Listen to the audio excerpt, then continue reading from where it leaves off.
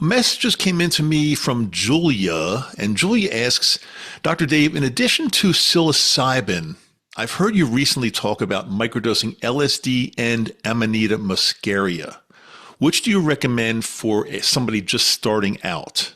Hey, Julia, great question. I'm going to answer that in a second. I want to welcome everyone, including you, to Microdose U. I am Dr. Dave, and it's great to have you there. And Julia asks a really interesting question because, yes, recently we've been talking here, in addition to psilocybin, we've been talking about microdosing LSD and Amanita muscaria. But I would say I'm going to say LSD and Amanita are probably a little bit more advanced for different reasons. LSD, the dosing is just, we're talking micrograms, and if you make a little mistake, you could be way off on your dosing. So again, it's probably for more people that are a little more advanced with microdosing or dosing psychedelics. And Amanita is really not a true psychedelic, but it does have some really good properties. And when I say Amanita, I'm just referring to Amanita muscaria. There are many different types of Amanitas out there. It does work on a different receptor, the GABA receptor, and it does help pretty nicely with stress, things like stress, PTSD, anxiety, sleep. It's also known to give you some energy and creativity as well, but it doesn't really have the same properties as magic mushrooms, psilocybin. So for somebody just starting out, and let's just assume you're doing it for mental health reasons, such as anxiety, depression, PTSD, or something like that, I'm still going to recommend the tried and true tested psilocybin magic mushrooms. First of all, they're just much easier to source. And I think they're easier to dose, and I think it's going to probably be a more predictable result. Although, don't get me wrong, I'm really a big fan of microdosing LSD and also Amanita. I really am. And we discuss both of those along with mushrooms in real detail in our Patreon group, because a lot of people are asking about that these days, and we go into quite some detail there. But again, if I just had to give a recommendation, a blanket recommendation, I'm going to say go ahead and start with psilocybin. It's just probably the easiest and perhaps the most predictable. So, Julia, great question. Really appreciate it. That was a really good question to lead off this episode. I'm going to go ahead and get into some more questions that have been sent to me because they're really good, and I think they can help a lot of people here. So let's get right into this. From Sarah in Bloom. Hey, Dr. Dave, I've been microdosing for a few weeks, but honestly, I don't feel much of anything. Does that mean that it's not working, or am I missing the point? Sarah, so first of all, I don't really know exactly why you're microdosing. So I'm going to assume, it's an assumption, but I'm going to assume it's for mental health issues, anxiety or depression or something like that. Few weeks, everybody's different. For me, it really kind of kicked in pretty quickly. But I think I'm one of the lucky ones. I talk to a lot of people, work with a lot of people, that it does take much longer. So a few weeks is still pretty short, Sarah. What I'm going to recommend is, and again, I'm a little bit limited on information here because I don't know the exact amount you're actually dosing, what your microdose is. But I'm going to say in most cases, when you first start and you're not feeling anything for a few weeks, in most cases, we recommend going up in dose. So I'm going to make this up, but let's say you're microdosing 100 milligrams. And let's just say you're doing it 4 days on, 2 days off, and then 4 days on and 2 days off. I'm going to recommend that you go up to at least 150, but perhaps 200 milligrams and see if that doesn't make a difference. Because I'm pretty sure if you've been microdosing with 100 and you're just not feeling anything whatsoever after a few weeks, I'm pretty sure by increasing the dosage, it really could kick in and you could start feeling something. By feeling something, I mean really start to feel better with depression or anxiety or, again, whatever you're experiencing mental health wise. Javier 83.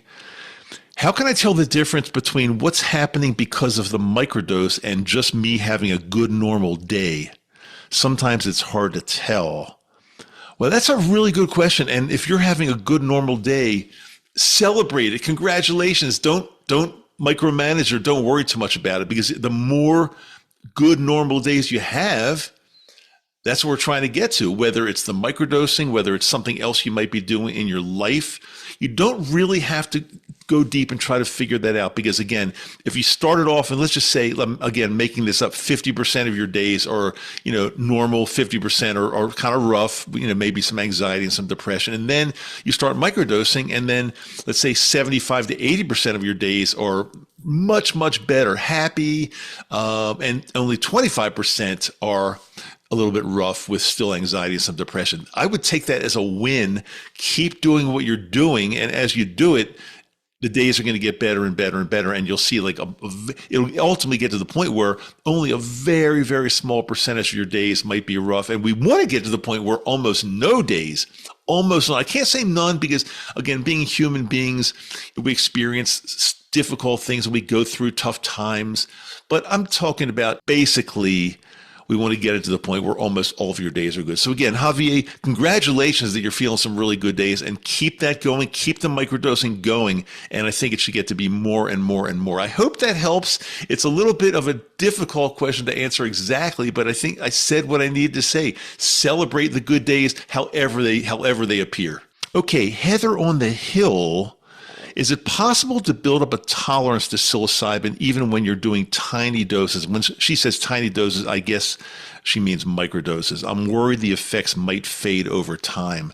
Well, the effects won't fade over time if you're doing it correctly. And correctly means, yes, it's really best to take some days off. That's why we say there's nothing set in stone, but that's why we say a good pattern is roughly 4 days on, maybe 2 days off. It could be 3 days on. It could be 5 days on. But again, roughly in rough numbers, 3 to 5 days in a row, microdose, take a couple days off, then repeat, do it again. If you don't do that, what's going to happen? If you don't take any days off, eventually, yes, even for small doses, even for microdoses, you will build up somewhat of a tolerance. So you're not going to feel the effects. It's not going to do the work that it should be doing. So that's why we almost always recommend taking days off. Now, look, there were times early on that I microdosed for 1 month straight. I wanted to see what would happen. I wanted to experiment partly for this podcast because I wanted to share with you, hey, I microdosed for 30 days in a row and here's what happened. And by the way, it worked out pretty well. It still was working for me. But again, that's not normal practice. It is best to take some days off. Again, like I just said, a couple days off after 3 to 5 days of dosing. But yeah, really good question. Thanks for that. Truth Seeker Dan. What's the biggest mistake you see people make when they start microdosing? I'd rather not learn the hard way. Truth Seeker Dan, that's a very good question. And you're very right to capitalize on other people's mistakes and the things that go right. Capitalize on other people's experience. Like I said, I've been doing this for 4.5 years. Pick my brain. Just try to figure out what would be a mistake so you don't make those mistakes, so it's going to work smoother and better and more predictably for you. I would say some of the biggest mistakes I see, Truth Seeker Dan, are rushing into it and not knowing what you're doing, just not having a plan. Just I'm going to start dosing, but you don't really know what's going on. Just start dosing and you don't have any other plan. Like you're not doing any side work. You don't have any true intention. You don't really have goals. You're not journaling, things like that. You just kind of rush into it, take a few capsules, and if it doesn't work, you say, this stuff's no good. On to the next thing. That's a tremendous mistake because this does work, but you do have to do it right. Some other mistakes I'm seeing, getting your medicine from bad sources. Again, I've done so many episodes lately on sourcing and how you got to be very careful and who you're getting this medicine from. That's what it's all about. And if you're getting it from someone who you don't know the medicine is exactly right, that could be a big problem, let alone maybe you're going to get ripped off too. What other kind of mistakes? Those are kind of probably the biggest mistakes. And also, people that just start and after a day or two, if they don't feel any different, they're on to the next thing again. People, it's kind of a shame, but these days with, we get things so quickly. You have a question, you go on ChatGPT and you get like an answer so quickly that in the old days, it could have taken like weeks and weeks and weeks of research, but now we get things so quickly. But it's better to take a step back and say, it's going to work. I'm going to do it right. And I'm not going to make the mistakes that all these other people are making. And I will say again, I've talked about this lately a lot because it's so important. These are the kind of things that we're talking about intimately and in great detail in our Patreon group. Well, if you're brand new, you might be saying, well, what, Dr. Dave, what is this Patreon group you're talking about? Well, let me back up for a second because this is super important stuff, guys. There is only so much I can talk about on this public podcast. This podcast goes out there to anyone in the world who wants this information. And I've got to be careful with some of the things we talk about, especially somebody says, well, Dr. Dave, you've talked about magic mushrooms. Where do I get them? Well, I can't talk about that here. And I hope you can understand it could get me in trouble. It could get my sources in trouble. It could just be a whole big mess. So I don't do that here. Somebody might say, well, Dr. Dave, I want to learn more about how to microdose LSD because you said some really good things about it. Yes, I think it's very smart. I love microdosing LSD. I absolutely think it's a winner. It's great. I probably wouldn't start out first with that, but as you get a little experience, I think it's a great thing to do, as well as Amanita muscaria. That's a mushroom that's just wonderful. And the good thing about it, it is totally legal in almost all places, especially in the United States. I think Louisiana might be the only place where it's not legal in the United States. In many countries, it's totally legal. So again, if you're worried about the legality issues, that's a great mushroom. But again, the way it's grown, the way it's sourced, the way it's processed, you have to be very, very, very careful. I wouldn't go to like a farmer's market or to like a vape shop and start buying Amanita there because it could be very, very dangerous. Some people have been poisoned if it's not right, if it's not grown right or processed right. So you got to be very, very careful. So these are the things we talk about on our Patreon group. We do a live meeting every couple weeks. We've got a great family there. We kind of like to know each other. We help each other out. There's no judgment. And we do talk about the things there that I hope you understand. I just can't talk about here. Like if somebody asks me on my podcast, Dr. Dave, where do I get LSD? I can't talk about that here in public. I can't do that. I don't want to do that. Again, I'll get in trouble. The sources will get in trouble. It's a whole big mess. But again, when you're with a small, intimate family, we can, and the platforms are different. We can talk about things like that a little bit more freely. I'd say a lot more freely. So if you're interested, again, it's not a push for that. It does cost money. It's very, very inexpensive, and it does help support the show. Inexpensive, we're talking about $12.50 a month. I mean, that's a few cups of coffee. I mean, come on, guys. And lately, we've been getting a lot of new members into this Patreon family. It's been incredible. As a matter of fact, this would be a great time to welcome some of our new members, and to keep it confidential, I'll just use first names. Welcome Otto, Vinu, Daniel, Dale, Rich, Wendy, Holly, RSJ, Ben, Essie. Let's see who else. I hope I didn't miss anybody. Jeff, Sherry, Gary, Derek, Deb. Well, it goes in there are more, I think. I cut it off there because I don't want to take the whole show to welcome new members. However, when I first started this Patreon about a year and a half ago, I only had like a small handful of members, and it wasn't, it was just very difficult because when you only have a small group, you just don't have the energy that you want maybe sometimes. And sometimes I didn't know exactly what to say, what to post. But now, oh my God, this thing it's kind of like a dream come true. This is a community. It's a family of people that we try to know each other. We try to support each other. We try to not judge each other. And there's just a wealth of great energy and support. You name it. And again, my favorite part is the live meetings that we do on Zoom every couple of weeks when a lot of us, not everybody, you can join Patreon and just kind of lurk in the background, but many of us get together on this live Zoom meeting and talk to each other in real time and ask questions and answer questions. And it's just awesome. The link is always in the show notes as well as on my website, microdoseu.com. It's microdose with the letter U on the end of it, microdoseu.com. Link is there. Love to see you. I've got to say this one thing. We've been getting so many new members into this community, into the Patreon community. There could come a time in the future, in the near future, where I need to cut it because like any family, we don't want it to get too large.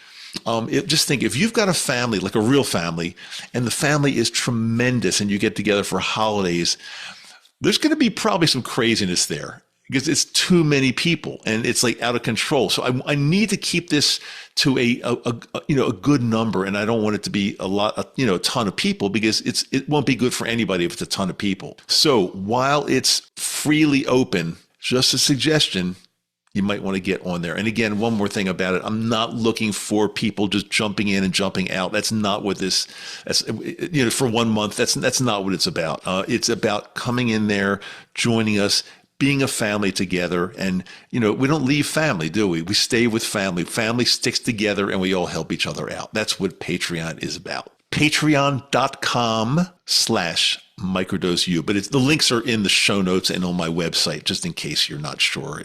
You don't make a spelling error. You'll get to the wrong place.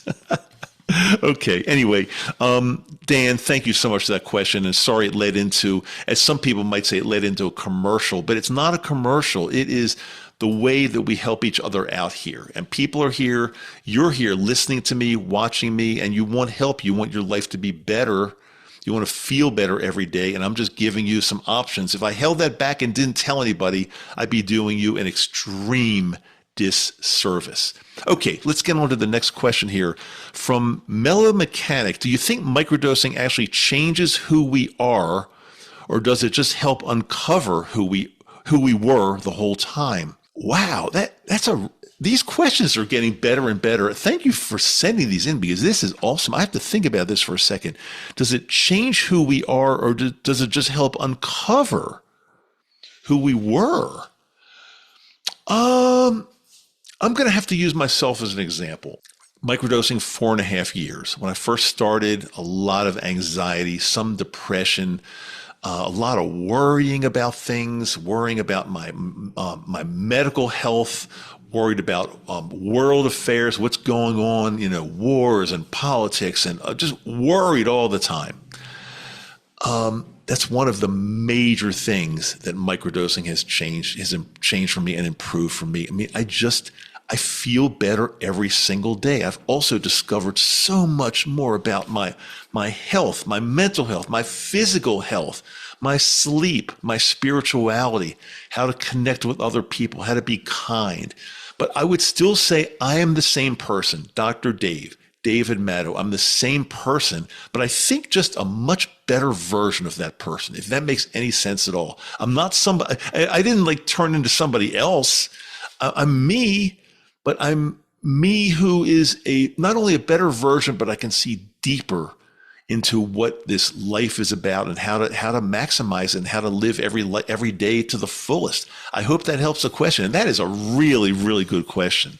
Next question from Lisa wants peace. Don't we all? We all want peace, right?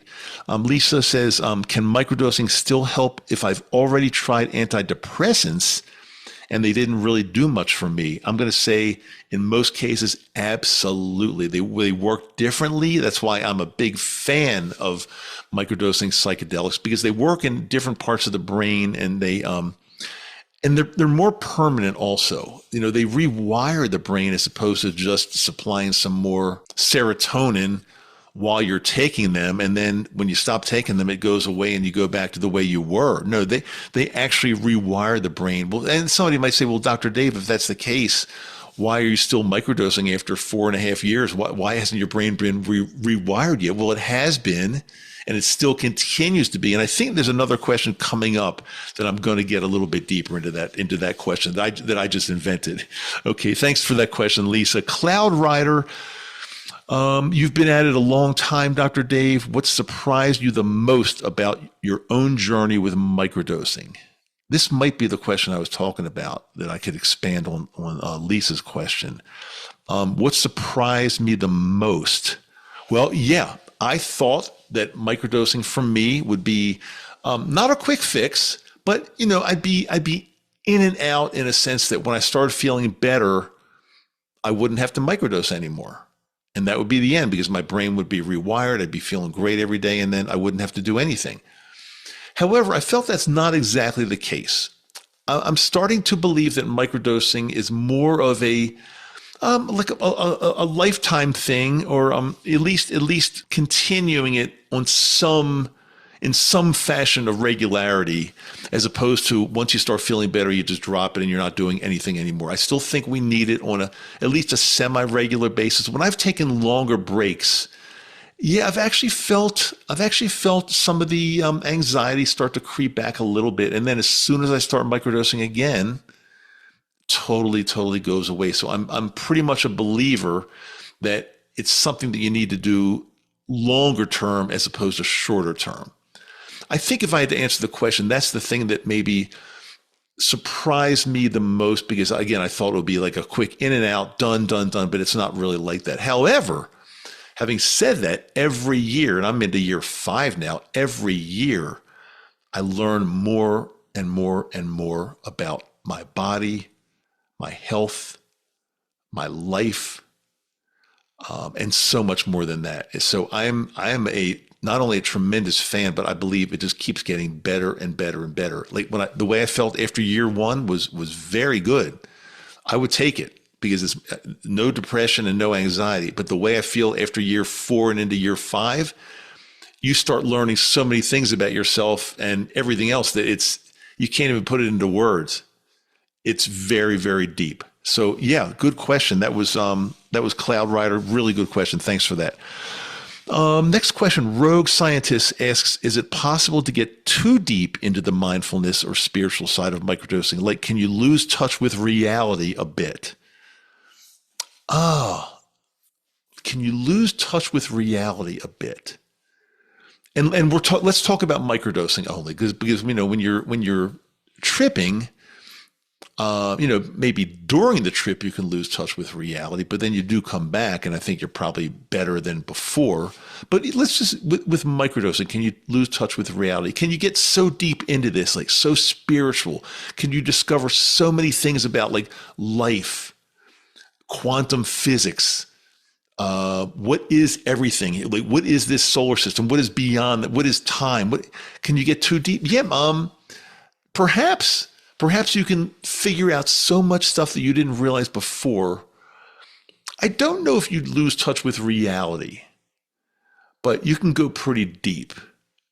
Like, for example, I don't think that I've lost touch with reality, although I've learned so many things. I've learned that there were some people in my life that, even though they were in my life, and some of them maybe even long term, that didn't mean they were good for my life, didn't mean they were good for me, didn't mean they were a positive influence. And I got rid of some, especially people on social media that I thought were just negative influences, or I wasn't feeling the love, or I wasn't feeling good vibrations or good energy. I would, in the past, I would like hang on to those kind of people, social media or real life.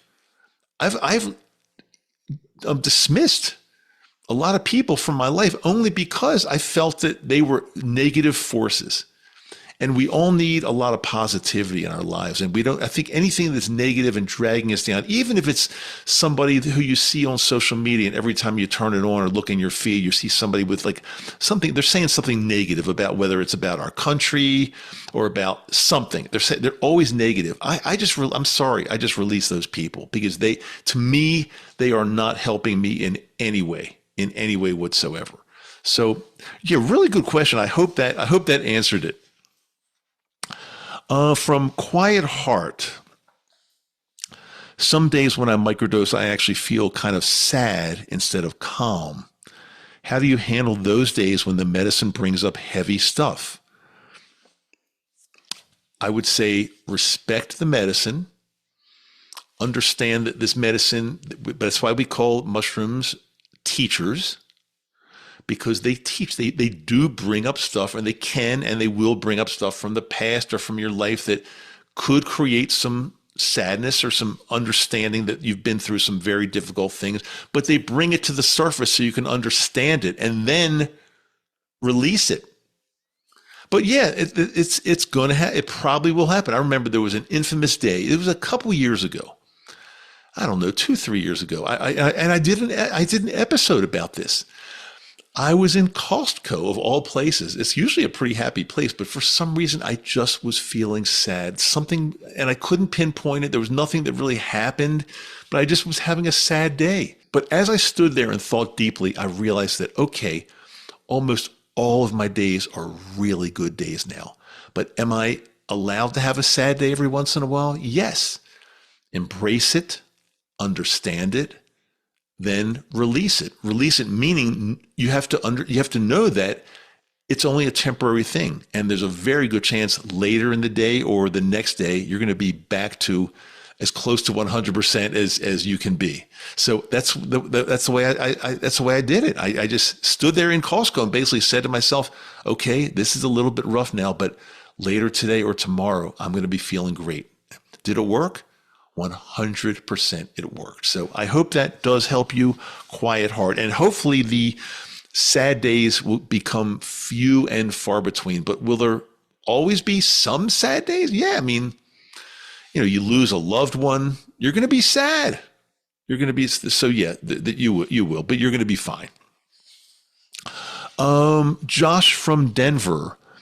A buddy told me that microdosing is just a trend and everyone will move on in a few years. What would you say to that?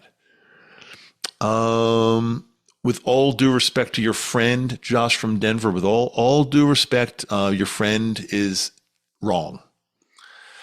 First of all, psilocybin, magic mushrooms have been around, and we have used them since prehistoric civilizations.